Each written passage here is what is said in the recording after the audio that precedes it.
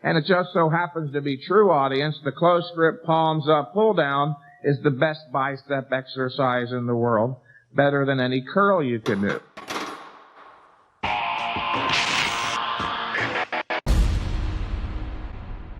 Well, shit, now what am I supposed to do? You might be having the same thought as me, especially if your current bicep workout looks a little bit like this. A hefty dose of barbell curls. Been watching this channel any length of time, probably some chin-ups in there too. And of course, a variety of other curls that we've known to be shown effective here. Well, maybe it's time to change it up. At least if you're listening to what Mike Mentzer has to say. See, Mike Mentzer is somebody that I've actually listened to and admire for a long time. This is Mike from his Heavy Duty book from about 30 years ago. The idea, though, is there merit to what he's talking about, and are you training your biceps wrong? Well, I have a story to tell you that might blow your mind here. As a matter of fact, 3 times in this video, Mike Mentzer might blow your mind. But I want to first hear what he thought in full of why he thinks that exercise was so good. Let's hear that clip again. And it just so happens to be true, audience, the close grip palms up pull down is the best bicep exercise in the world, better than any curl you can do. Here's why. When you do a curl, whether it's a barbell curl, a nautilus curl, a dumbbell curl, whatever, you're working this muscle around a single joint axis, the elbow, which is why the stress is limited exclusively to the lower bicep, if you've noticed. When doing a close grip palms up pull down, on the other hand, you're working the bicep around the joint, the elbow joint, and the shoulder. The muscle is contracting more uniformly from both ends. And so there you have it. But is he right? Well, let me bring you back to that story of mine. So about 1.5 years ago, I was walking my son into school, and he slipped on the ice, and when he slipped, I went to go catch him, and at the same time I actually successfully caught him, I unsuccessfully kept my distal bicep tendon intact because I tore it 99%. The only part that was still intact was something called the aponeurosis. That's the tendinous encapsulation of both heads of the bicep as it enters into the forearm. Well, needless to say, I was kind of screwed. There's a lot of things I couldn't do. I couldn't lift heavier weight. I couldn't do anything pain-free. I couldn't lift without cramping up. I couldn't feel that mind muscle connection that I had known for a long period of time. A lot of things were instantly gone. And because of that, a lot of exercise choices were instantly eliminated from my workouts. Right away, I was not going to do any incline bicep curls because that would place that biceps in too much stretch at the bottom of every single repetition. Also, no preacher curls. And for those of you who are wondering, well, how come? Well, here's your 3-second warning, and yeah, mind you, it will be gruesome. 3, 2, 1.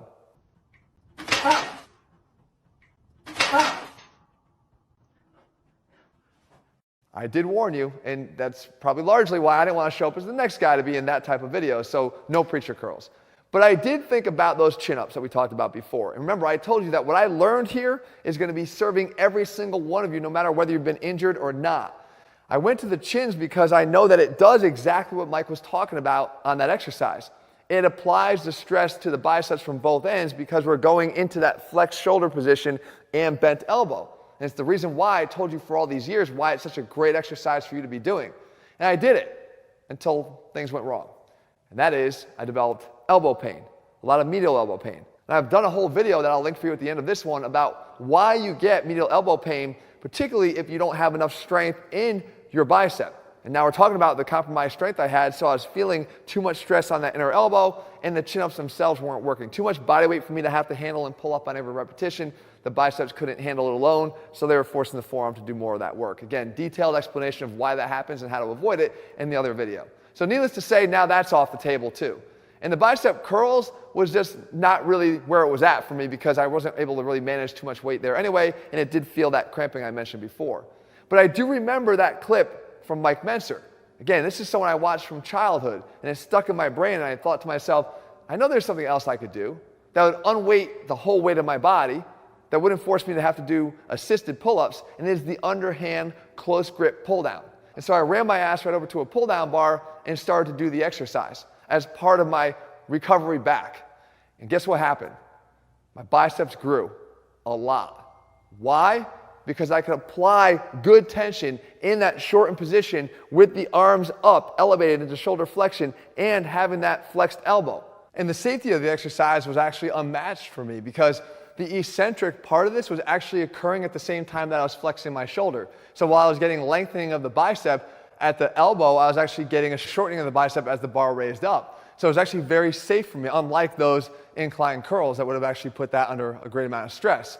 And as far as the exercise itself, utilizing some of those Menser intensity techniques, I could either self-spot myself by going to failure and then applying a couple of negatives by just dropping down into position by holding onto the bar and then concentrating on the slow ride back up. Or I could actually have Jesse here who could help me with the concentric portion of the lift after I was fatigued and then help me as I slowed it back up to the top. Either way, I was able to apply a lot of intensity to the exercise, again, making sure that I was making it a curl variation and not just a lat-driven exercise. And if you do the same thing and stop overlooking that exercise, I guarantee you that you will also see some things start to change. Number one, that mind-muscle connection that you may not have right now and your ability to control the bicep contraction and to actually feel discomfort when you do it is going to be instantly solved.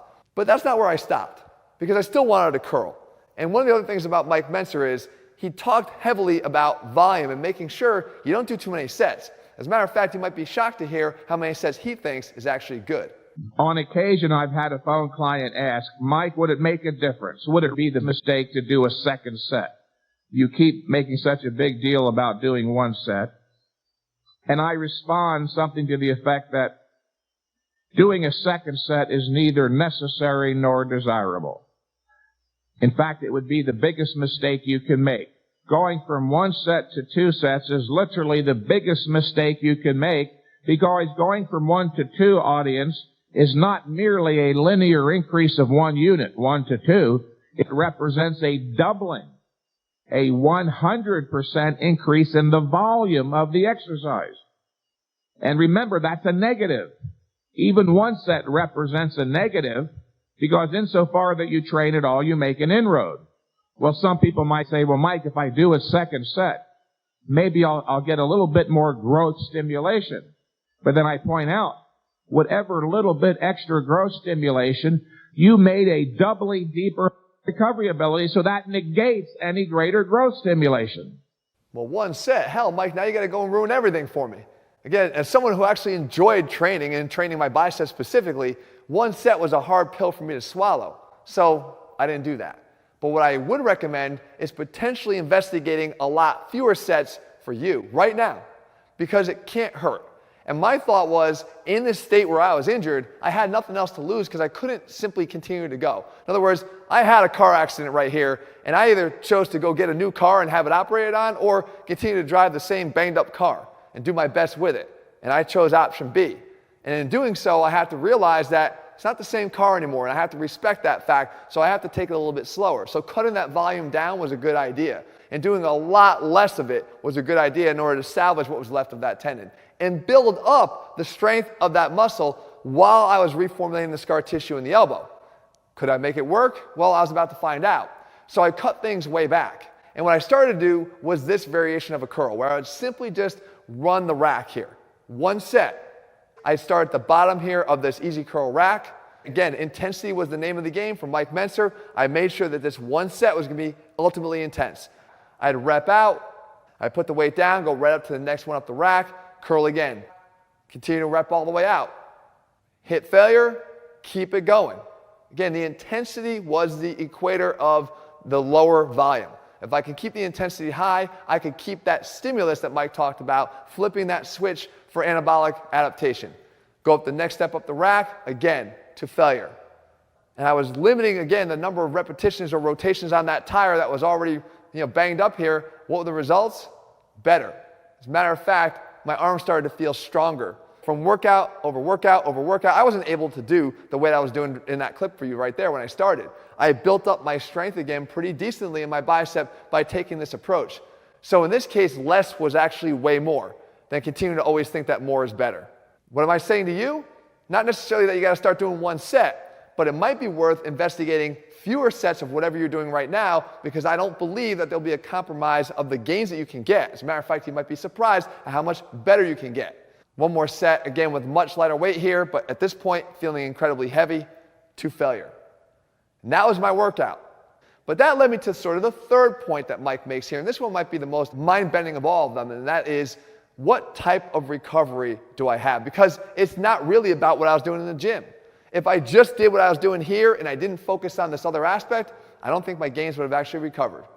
Most bodybuilders today do not understand that the big picture is comprised essentially of two elements of equal value. I emphasize the word equal. By equal value, I mean literally 50-50, not 60-40, not 70-30, but 50-50. The first element, the first 50% of the big picture, obviously, yes, of course, is the actual workout. Who would deny that? But just as important, the other 50%, not one iota less important than the actual workout, is the rest period between sets. And here's why. The workout, you must understand, does not actually produce. The word is produce. The workout does not produce muscular growth. Remember, the workout is merely what? A stimulus. It stimulates what? The body's growth mechanism into motion. It is the body itself that produces the growth, but only if you leave the body undisturbed by further exercise during a sufficient rest period. Or you could say it simply, in other words, if you don't rest enough, you don't grow enough, if at all. Well, damn it, Mike. I mean, with all due respect, I love you, but you're killing me here. I thought my 5 hours of sleep was adequate. Look, you know and I know that not getting enough sleep is not a good idea. Not getting proper nutrition is not a good idea. Not having proper supplementation is not a good idea. Not when we're trying to maximize our recovery. But when you hear him say it with such a degree of certainty and how equally important it is, it really did get me to thinking again, I really have to prioritize a little bit better. And I tried to get just 1 extra hour of sleep by just forcing myself to go to bed just a little bit earlier. And when it came to my training, I was willing to space it out a little bit more. Again, my bicep work didn't have to come in on a regular basis, not every 5 days or 7 days. I was able to space it out a little bit more, and again, without a compromise in the results. And I want to invite you guys to investigate that for yourselves. Maybe you're going too often when it comes to bicep training. Maybe you need to try to space it out a little bit more. Realize that when you do your other back work, you're getting that indirect bicep work. If you're doing any kind of rowing, if you're doing any kind of traditional pull downs, you're getting some bicep involvement there that might be enough of a stimulus and trigger in between that direct work to keep those gains coming. And again, that drop in frequency is likely going to lead to better results in sort of in a surprise way because you never thought it would. Well, I will tell you, when it comes to that nutrition side of it, that was never a struggle for me. You guys know how locked in I stay on my nutrition, but if you're not locked in, I suggest that you do become very much aware of what you're putting in your body because your body will repair itself if you're providing it with the right nutrients. When it comes to supplementation, I really believe that a high quality protein is something that's incredibly important in order to make that happen, which is why I actually